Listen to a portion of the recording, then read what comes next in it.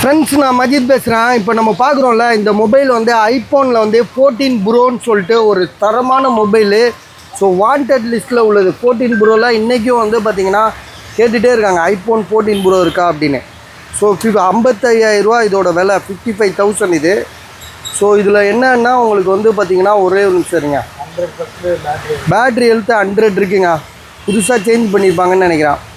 சரியா? Original battery தானே போட்டிருக்காங்க? அப்ராட் இதா? ஓகே ஓகே, இது வந்து அப்ராட், இது வெளிநாட்டிலேருந்து வாங்கிட்டு வந்திருக்காங்க. 55,000 இது. பேட்ரி வந்து சேஞ்ச் பண்ணல, ஒரிஜினல் தான். 256 GB, true tone, face ID எல்லாமே ஒர்க்கிங்கு.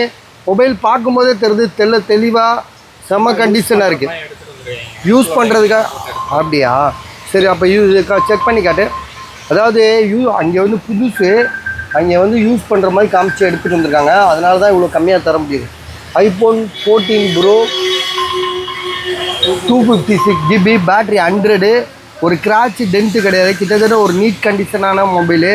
விலை வந்து பார்த்திங்கன்னா 55,000, 55,000.